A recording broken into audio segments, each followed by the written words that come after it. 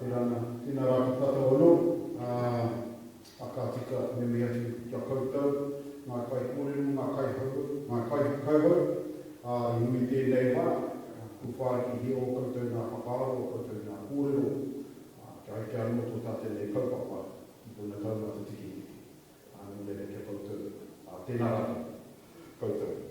Nā nei tau mai te wā, ko tau mai tētahi o ngata maiti o te koro tēhi, tētahi wahine tohe, o te rohe taurikura nei, o tēnei whenua taurikura o Ngāti Whatua, tētahi o ngā ramatira, one o nāra hoki. Ko timata tōna Hikoi, mai ngā Hikoi o ngā ramatira, tai atu ki te whare paremata, tai no hoki, ki Bastion Point, Takapalawha. I reira rātou, ngā iwi rangatira o Ngāti Whatua I mau tonu I tō rātou Ukaipo. Hāko ngā tāmitanga o te parapata, o te kauanatanga o tauara. Ko tētahi o ngā tamaiti, ngā uri o Ngāti Whatua, ko Sharon Hawke tēnei. Koia tētahi o ngā kaihoi wakaama, koia tētahi o ngā kaiarei, o ngā kaupapa tohe, mai I ngā rāo nehe, taino ki nāele, koia hoki tētahi o ngā kaimahi, o te whakaata Māori I ngā rāo mua, koia hoki tētahi o ngā kaimahi o Ngāti Whatua Orakei I ngā tūri nei. Welcome everybody. Just want to acknowledge everyone who's spoken before today and thank you all for sharing your kōrero, your thoughts, and also those who have asked questions through the online platforms. I just want to welcome, there's an opportunity to do that in this time as well, but I just want to welcome and introduce our last speaker for today, the opening day of our conference, Treaty-based Futures. Sharon Hawke, who is, as I've just introduced, a product of protest, a leader of tohe, the art of tohe, and also the gentler side of her. She's a grandmother, she is a kaihoi, a peta for wakaama, and especially in the Waihumatao. She's also a product and a worker for Ngāti Whatua Orakei. She's going to be speaking about her experiences. There'll be time for questions, I think before, during, after. She's our last speaker for the day. And if you can please just warmly welcome Sharon Hawke. Tēnā koe te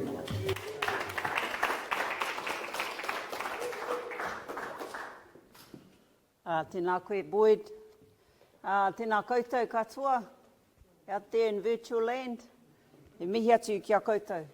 Ai, tautoko ana au te kōrero a Boyd, e mihi ana kia Moana, kia Annette, kia Meng Foon, kia Susan, kia Ingrid, kia JJ.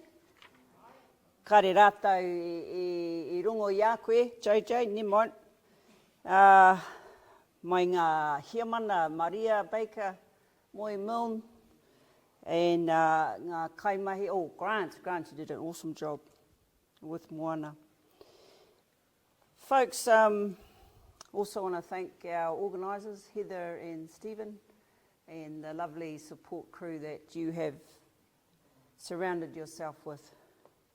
So I was approached quite a few months ago, which is the only way to get me, I suppose, to take part in this wonderful idea to have the discourse around how are we faring in the war against racism.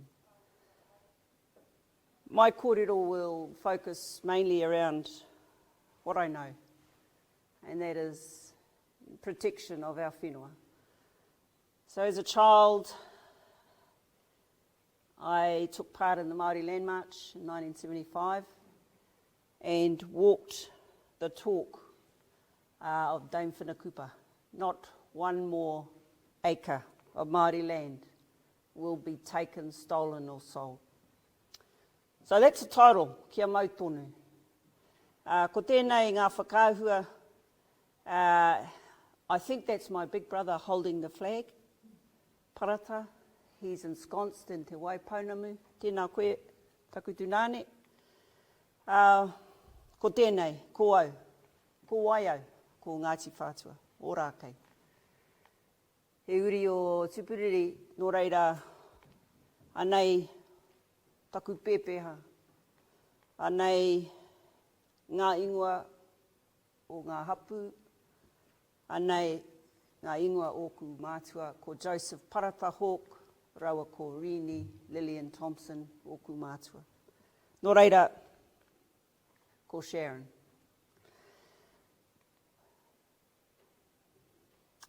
Women have, in my lifetime, inspired me, and some of them I will refer to in this discussion. They have stood strong, and they have stood to protect the legacy of generations to come. I want to talk a couple of stories around my village, Orakei, at Okahu Bay. In the mid-1930s, our women of our village were realising the demise of our land holdings from an 80,000 acre land holdings to only a quarter of an acre by 1951. These women had foresight to write a petition which had some 40-odd names on. One of them was my grandmother, Piu Hawke, in hoping that the government would listen to their plea to stop the land speculators coming in and buying the land at Orakei. Unfortunately, no response. Unfortunately, deaf ears. Unfortunately, same old, same old. Te Puia Herangi was one of the first warriors to come to our pā. She decided that if the business community in St Heliers felt that the Orakei settlement was an eyesore, then we should hide it from them. And she erected, with the help of our people, a punga fence. What you see won't hurt you. What you don't see won't hurt you. Her influence, not just through Waikato Tonu, but in Orakei, was huge. She touched the lives of two of my grandmothers, my father's mother and my mother's mother, in two separate occasions. As you know, she had a kapahaka group. My father's mother was one of her many troop, and she visited my grandmother when she had her first daughter, and she had a hole in her heart. And so, as you may know, they go blue because their circulation is disrupted by a faulty tika. Te Puia called her Tu Te Kiha. She gave her that name, and that name is now the name of my daughter, who also has a lung disease, but she lived past 3, so she has outlived her tupuna. My other grandmother, Rihi Mai Noda, was Te Puia's leg warmer at the age of 15. Nanny was born in Kawhia. She went to school at Rangiriri. Nanny was Japanese Māori. And in the 1900s through to the 1940s, people from Japan were frowned upon. And so she was a fluent speaker of te reo Māori, but looked very Japanese. Just push pause, everyone. Got a technical, what's her name? Should be fine now. All good? Yeah. Thank you, Rez. Rez is from Iran. Yeah. Tēnā koe. We have a multiracial crew with us today. So there's the photos of both my grandmothers, Piu and Rihi. They believed in the land. They believed that in order to have a solid identity, we needed the whenua and we needed to protect it. Dare I say that all their mokopuna believe in this. not just myself. So back to Orakei. This is a very profound and moving picture. It is the picture of the burning of our village at Okahu. Those that lit the flames were the Auckland City Council kaimahi. To this day, I have challenged every mayor of Auckland as to how they are going to redress this crime. Unfortunately, none of them have come up with any good clues, but let's keep an eye on that space. We were removed from our village down at Okahu Bay because the Queen was coming to visit Aotearoa. Our village was swamped by the rains of the winter when the Tamaki Drive was built in front of us. Prior to that road was actually the sewer pipe for Auckland City. And I'll refer back to this. Here are some other great women that have inspired me and my family. Of course, Dame Whenakupa. And I hear they're going to make a movie about her. And I hear there's a lot of Facebook chatter because there are certain people who are going to make it. Well, every story needs to be told, and I'll reserve any judgment until I see the movie. Dame Whenakupa was a great leader. She was true leadership in the form of an 80-plus-year-old who one day would, in the morning she'd be way down here, and then by 7 o'clock in the evening after Mass, she was strutting her stuff. So for a 13-year-old, listening to her every night at every marae along the land march for 4 weeks, her kōrero was amazing. And she took my dad under her wing during that 4 weeks, and the offspring of that land march had the likes of none other than Eva Rickard. She was protecting her land at Raglan. Joe Hawke was protecting his land at Orakei. Tamapuata was protecting the stories of our people in Wellington, and there are many others. Another one that I can't ignore is, of course, Dame Mirasazi. She had a big fight back in 1984 with another Ngāpuhi elder. They were going to have the Māori Women's Welfare League conference at the old Sheraton. And she wanted to promote the fact that it's a Māori women's organisation, therefore the pōwhiri should be conducted by Māori women. Now, I'll give you a prize if you can guess the name of the Ngāpuhi male person who was very verbal and vocal against her. Anyway, he's a dear old soul, and plays a good piano. And I wish him all the best. But the debate, the tautohe was amazing for me to witness at the age of 18. And she stood strong. And for her, where she comes from, which is way up north, her grandmother was the Kaikōrero for their marae. And she said it wasn't about the sexes. It was about who could speak the best. Who was the best orator? Not what was between our legs. And for Mira, it was her grandmother. She lived a rather lonely life because all her peer group were 20, 30 years older. Of course, she was taken under the wing of Te Puia Hirangi. She was amongst that ilk.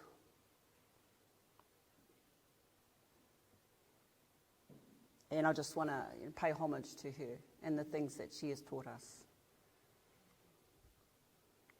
Now, these two lovely women, Dame Georgina Kirby and Dame June Mariu.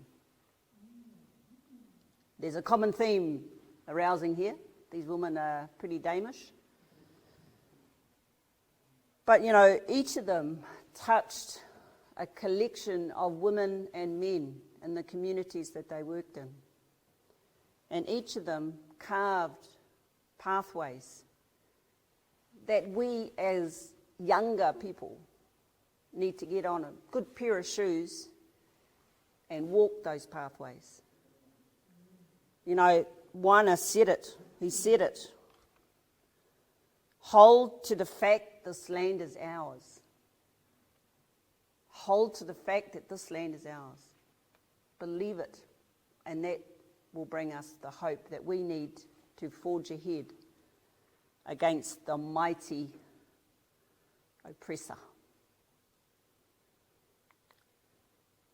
I can't not mention my mum. This is Mum holding a photo that John Miller took. John Miller took the photo of Mum holding the photo that he took. And it's a photo of the house that I lived in at Bastion Point at the age of 15 and 16. This house was a lean-to a caravan owned by the brother in Herbs. The neighbours who were the residents on the boundary of our occupation of Bastion Point complained that they couldn't see rangitoto. So I painted rangitoto on the back of the house to try and shut down the sad movies that were coming from our Pākehā residents. I threw this in here, and thank you, Boyd, for mentioning that I am a kaihoi of Wakaama. Tāhere tiki tiki. This is one of our waka that was gifted to Waikato Tainui in the relationship building between my chiefs and those chiefs. And there is a definite link between us, which sometimes is not as strong as it should be. Hoi anō. We believe that we are known as Te Kai o Tainui. That's how our whanaunga call us. And I hope that we can combine in a better way in order to make the world a better place for both our tribes. Now I'm going to come back to some sad movies around Tāmaki.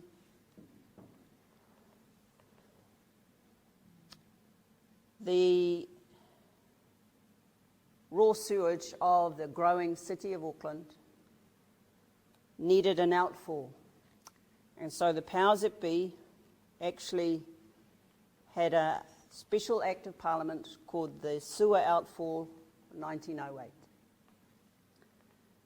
This allowed them to discharge raw sewage at our front door. We are all being affected by this COVID-19. And dare I say, we are not strangers to viruses. So the typhoid outbreak from this abuse by the Auckland City Council did affect and impact on our people, to the point where our people were knocking on the Auckland Hospital door and were refused entry. This is the bay before the Tāmaki Drive road was put in, or the sewer pipe was put in. Oh, actually, no, this is the beginning of it being put in. So as you can see, just it's a black and white photo, but the pristineness of what it used to be like. We fished, we farmed, we had poultry, we had kumara gardens, we existed. The city of Auckland grew around us, Ngāti Whatua Orakei.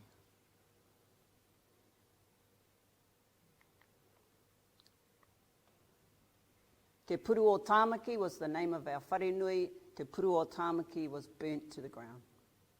The only thing that remained was a 1/4 acre section of urupa. I want to talk about my dad. He was 10 years old when he held his grandmother, who was sobbing and crying at the top of her voice when she watched her house being burnt to the ground. And in those days, they wore the big, flowing, layered skirts. And she was a tall woman. And my father, at 10, only came up to her there. And he remembers the vibration of her body. He remembers the grief. And we talk about intergenerational trauma. There you have it.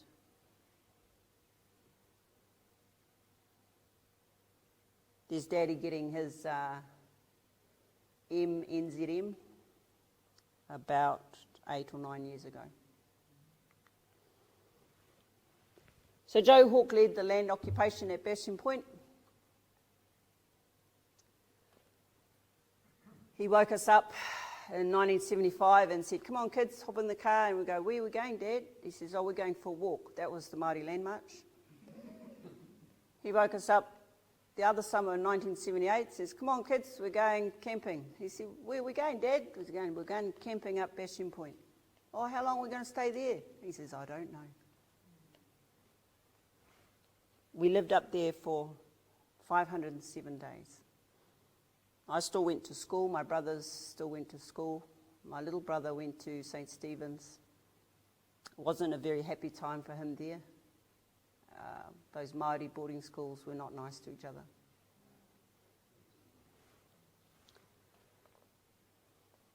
So these are just images of what used to be, see the middle picture there, the police surrounding our wharenui, Aroha Nui. We had High Court injunctions put along the leadership of Bastion Point.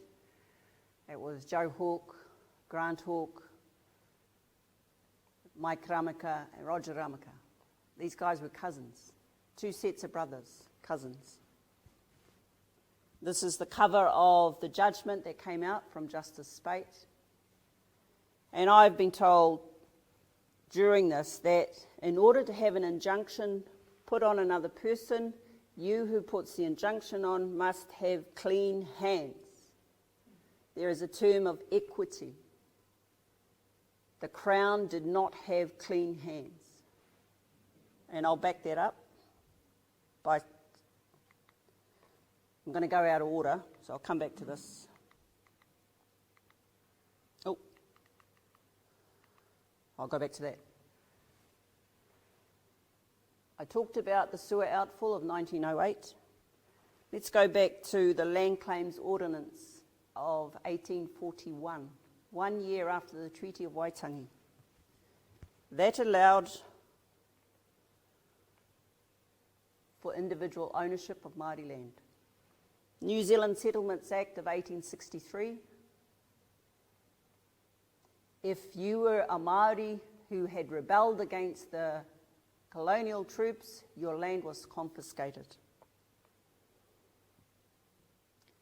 1.3 million hectares of land was confiscated under this act.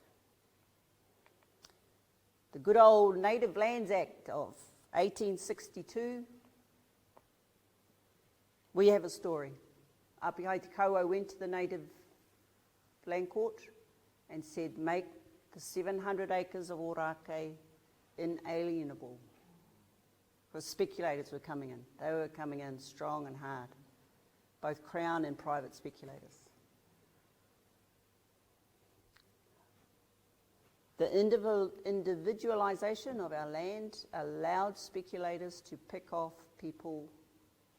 One auntie was caught at the movie theatre in Mission Bay, was offered money.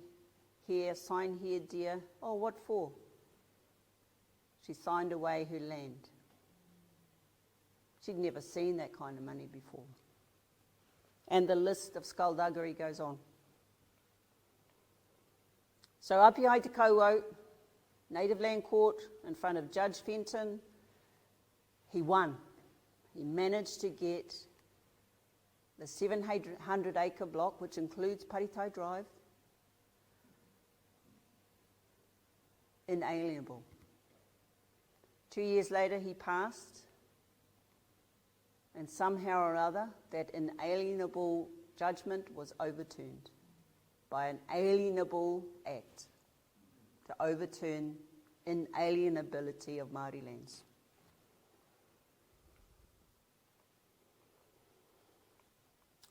There's a Native Land Court declaration, which in particular of 1869 was what was used to individualise the remaining 12.5 acres of our whenua. 80,700, 12.5.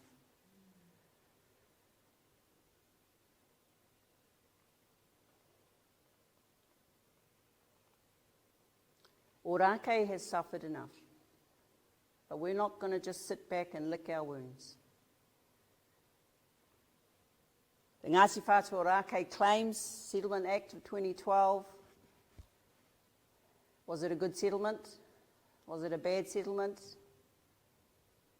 We have to say it was the best that we could do at the time. Because short on its bloody heels was the Ngā Mana Whenua Redress Collective Act, which Broughton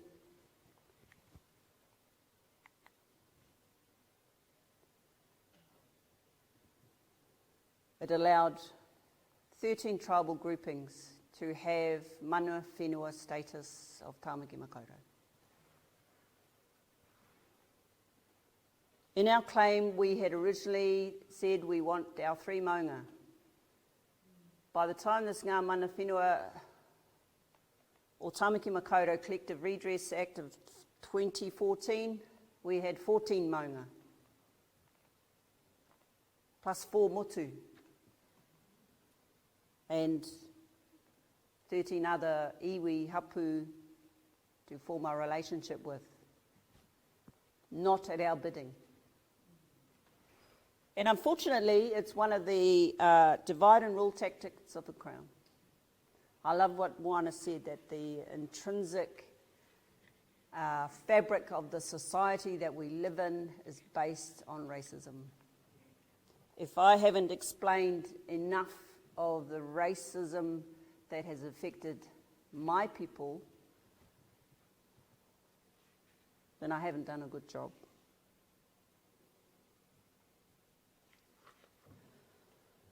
So we're about protecting the patch. We're about having conversations with these other iwi hapu in such a way where we don't lose respect for each other. We're about talking about the bare facts, not about the fact you came along in a waka and fished for tamurei over by Botany Downs, and therefore it becomes your tribal region. No. Apiai Te Kauau gifted 3,000 acres to the city of Auckland. He tried to strategically coax Governor Hobson to the shores of Tāmaki because the musket was here. Our tribal relationship with our northern cousins wasn't too hot. Apiai Te Kauau was one of the last of our people to ever kill another person with a Māori weapon. He is my 10th great-grandfather.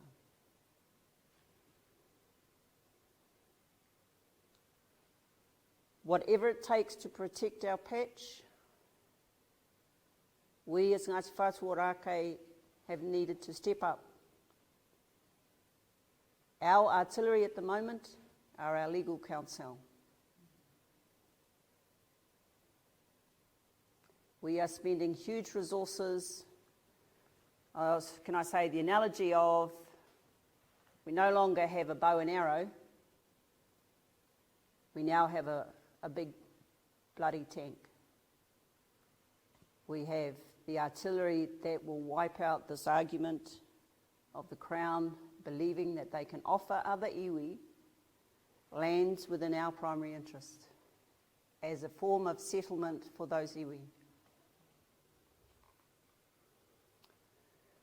We've had talks with Ngāti Pāua. We finally have an agreement with Ngāti Pāua. We were never going to take all of the land within Tāmaki that was up for bid. We believe that our tupuna, by inviting Governor Hobson, also invited other iwi to come and share the land between the two oceans, share this isthmus of 168 volcanic cones in a way where there was reciprocity, not ownership. Unfortunately, the Crown hasn't got it, and unfortunately, we're not explaining ourselves well enough to other hapu iwi who believe we are stifling their claims. But that's another workshop.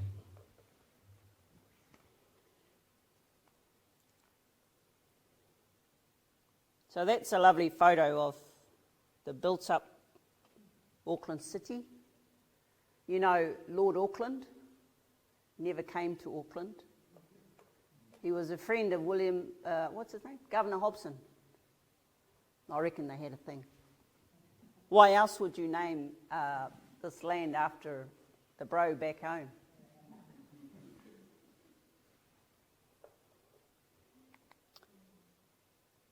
Now, this is the only Pākehā woman I want to refer to, Dame Sharon. She was our former Chief Justice. She sat on the bench of the Supreme Court when we took the Crown and challenged them on their overlapping claims policy. We never quite got to the High Court. It got struck off. Thank you, Christopher Finlayson. So we took it to the Court of Appeal. We lost that, and then we came to the Supreme Court, and we won. And man, did we celebrate. No, we didn't, because we had to keep working. But I want to acknowledge Sharon Elias, because she unanimously agreed in our favour. The other 4 judges all held off on everything but one little bit. Whereas she said no. This decision allows Ngāti Whatua to return to the High Court for a full trial with detailed evidence on ahika and mana whenua. Factual findings on customary interests will undoubtedly feed into how local government consults with Ngāti Whatua Orakei and other iwi in future.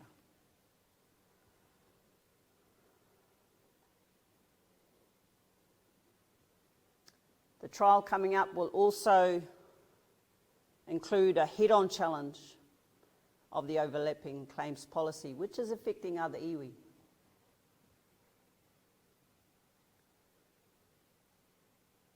It allows us to call the Crown to account and not try and pretend, oh, you guys sort it out, you Maoris, and then when you've done that, come and see us.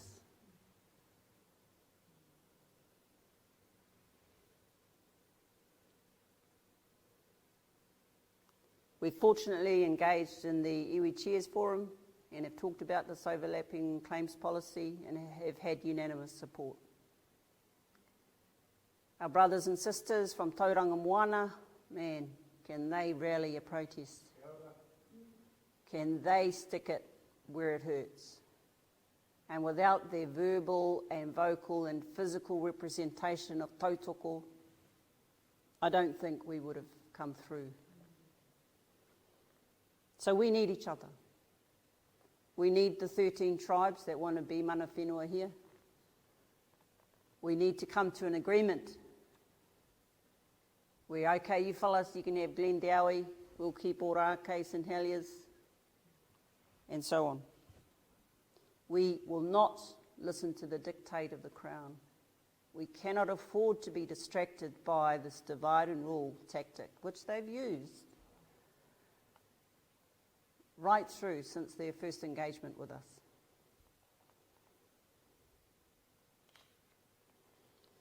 I think it is important to realise that the fight continues.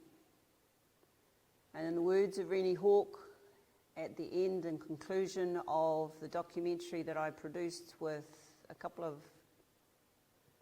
good Pākehā men, she said, in so many words, they will come back. They will try again. So, you know, it's that whole thing that racism is alive and it's evil and it belongs in the sewer outfall of 1908. And if all of us can band together and put it where it belongs, then, and only then, will my tupuna be really happy. Whānau, that's me. Happy to take any questions, Boyd. Wake up, Boyd, wake up.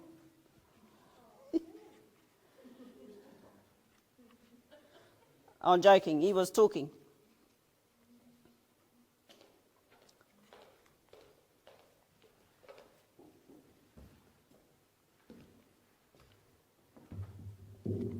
Tēnā koe. Ko rongo tonu mātou I te mama e kini tonu I tō ngākau o tō iwi. Nō reira nei katoa kia koe o te rā kia koutou katoa o Ngāti Whatua mai. I've got a couple of questions online. The first one is from Ramari Rakuraku Foster. What do you say to Pākehā who are against compulsory te reo Māori education in schools, who don't want their children being forced to learn something they might come to resent? I think that's asked as a Māori mother. Mm. Rez, do I need to speak in this one or that one? Okay. Both? Okay. So Boyd, that was a really good question. My understanding of Pākehā who resist us in our culture, in our language, they do that on a basis of ignorance. So in my 20s, I would have challenged them. In my 30s, I would have sat down and had a debate. In my 40s, I would have ignored them. But now that I'm nearly 50, it's about pity of their ignorance and the fact that they too are a product of this education system. And that one day the light will turn on. And one day they will become an ally of us. So you sort of got to invest your energy in places where it's going to benefit. So hopefully that's answered that question.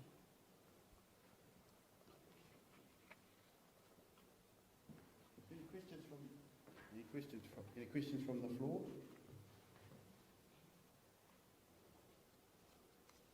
Pretty sparse online. Well, it is the late afternoon slot. We are not, thank you very much, Boyd. It was lovely to see you. Thank you, Heather. Any opportunity that we can tell our story, I think it's a well necessary thing to do. And I know that the stories that I've told can be repeated throughout the land. Nō reira, tēnā koutou katoa. We've still got more time and I've got a question. Okay, question from the floor. Can you tell us a bit more about going on the land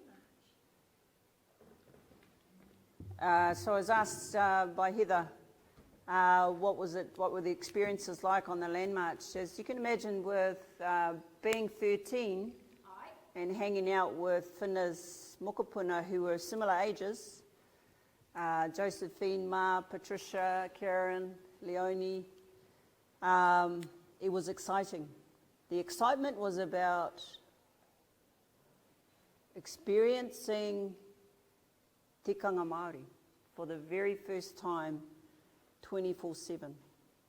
From the time we woke up, karakia for, there was mass, 7 o'clock, karakia for every meal, the Kaikōrero At every marae, the singing, learning the Lord's Prayer and Te Reo Māori, just the pattern of illustrating who we were at such a young age, I think helped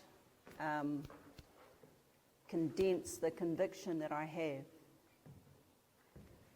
that yes, I am Māori and that it was okay to be Māori. Because back in the 70s, it wasn't a positive thing.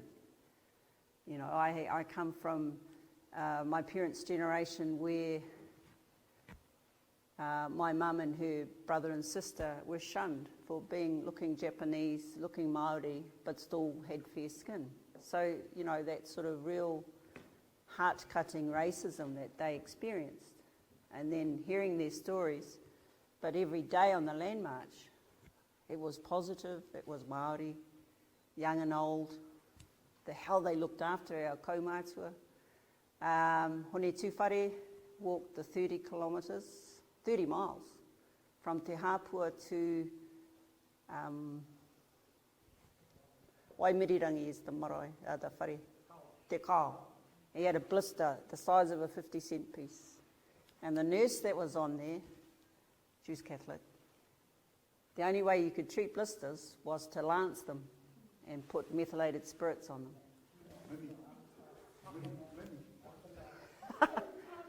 No. It was it was a communal thing. But if you see the Land March film that was played recently last year on a tour, speaking tour amongst the schools, and you see the interplay with the nurses and people massaging each other, and there's one of the queer who's just giggling because she's never been touched like that before. Those were true and wonderful experiences that, you know, no movie, no sort of school could ever educate me in that sense. So lovely question, Heather. Got another question from Ruth De Souza. Hey, Ruthie. She'd love to hear your thoughts about how we can be better allies to Māori, those of us who are tauiwi. Tēnā koe, Ruth. I think you already know the answer to that, Ruth, but it's lovely to communicate with you via the virtual technology. I think you bring a heart to your support. You bring a willing ear to listen. And the allies we had on Bastion Point, they gave their all. They gave their all. They were people who believed and saw the injustice, and they gave their all.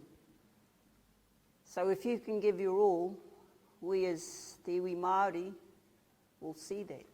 We will read the genuine giving. So whatever form that takes, like I said, you have to be willing to listen to our story. You have to be willing to feel our pain. And then just chuck every resource you've got at us so that we can repair the damage. There's one more kōrero I think we'd just like to get a comment on of your experiences as it happened from Steve Kenny in the north. His father left the police force in disgust with two other of his Māori colleagues. They mustered all Māori cops in New Zealand and put them in the front line to deal with Bastion Point under orders way back. Just want to know what you experienced as that happened. Ko Stephen? Stephen. Oh, tēnā koe, Stephen. You can see on Day 507 the film that Merata Mita made with Leon Nabi and Gerd Pullman, that the Māori Pacific-looking cops went to the rough-looking males who you would have expected would have caused a ruckus, and then, you know, so this citing that actual practice, they were the ones that went first, not the Pākehā cops.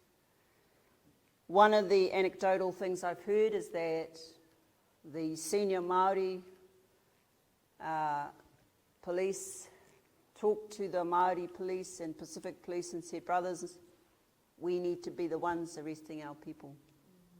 We need to be the ones to do this. You know, I really can't really understand it because they all look the same. And for 20 years, I hated police. I hated them with a passion. And never called them police, but that three-letter word that describes a four-legged animal. But now I have cousins in the police force. I've met Bobby Newson.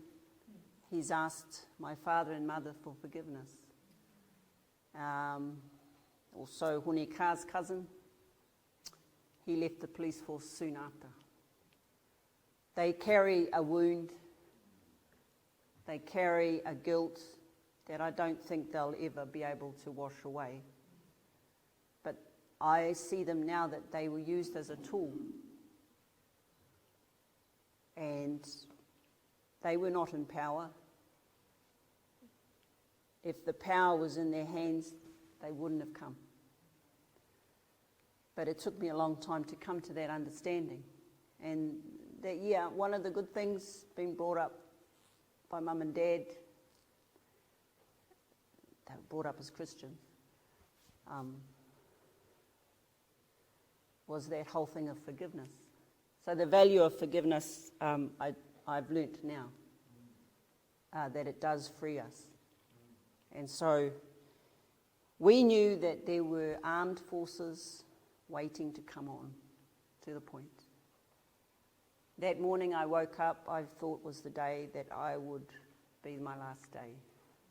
When we heard the army trucks, when we saw the hundreds of police surround us, I wanted to cry. But then I wanted to stand firm. And as a 16-year-old in my brand new ski jacket that Mum bought me for my 16th birthday, I felt proud.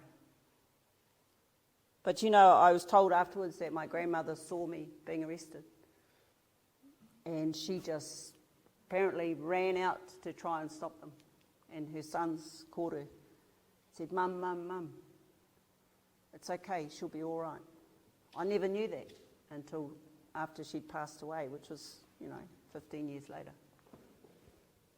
That the trauma of that experience, I think, was only a micro instant of what must have happened at Parihaka, what must have happened at Maunga Pohatu, what must have happened in the north and through Raukawa, through the... we experienced a modern day war. And to this day, I stand as one of the generals of our army. And our fight is against the Crown. It's not against other iwi. And it's not against tauiwi. It is against the Crown.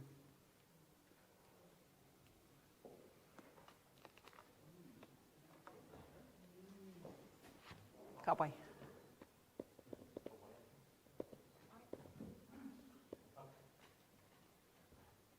Ahoi no te nākoe, o tira te nā koutou, ngā kai mātakitaki, o tira ko mū te whare.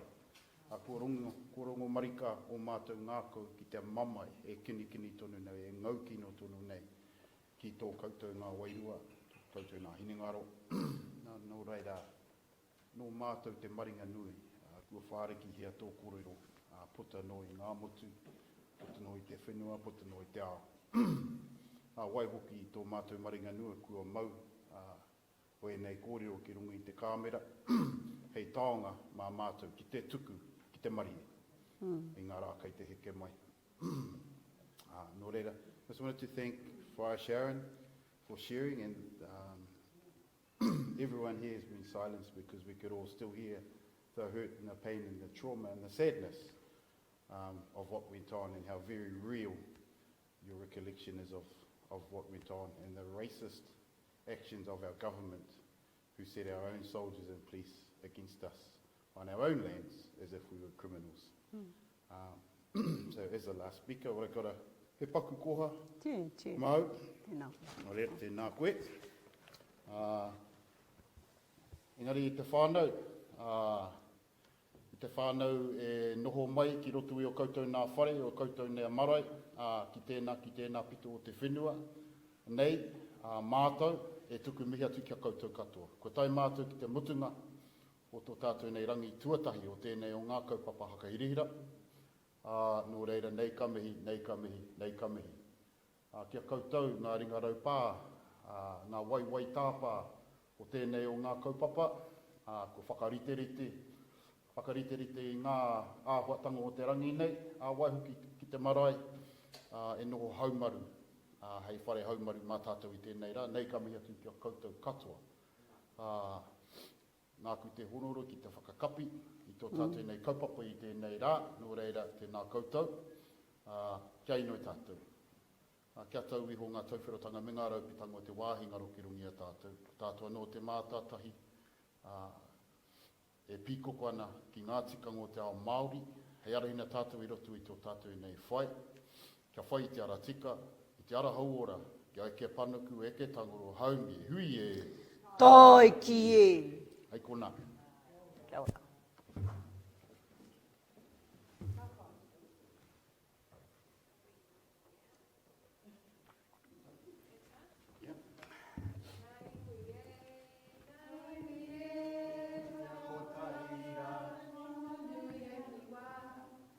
Nai wie, kia kotaira te moana ni a kiwa.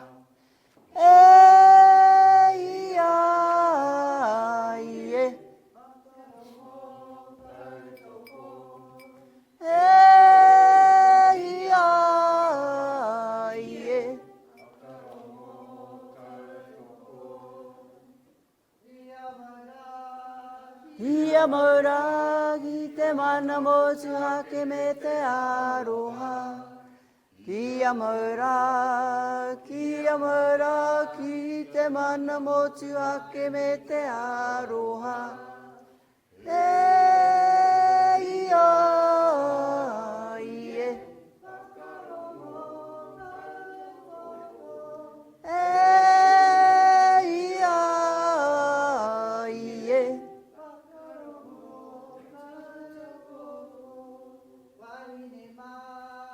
Wahine ma, maranga mai ki a kaha. Wahine ma, maranga mai ki a kaha.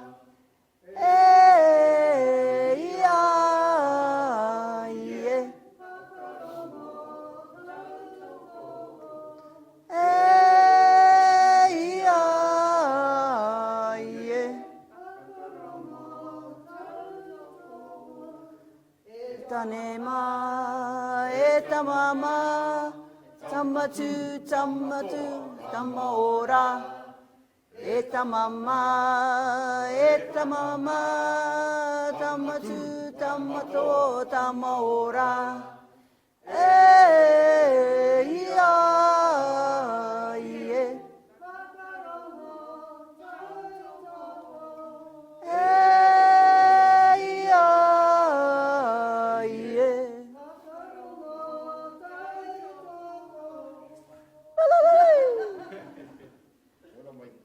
Kia ora.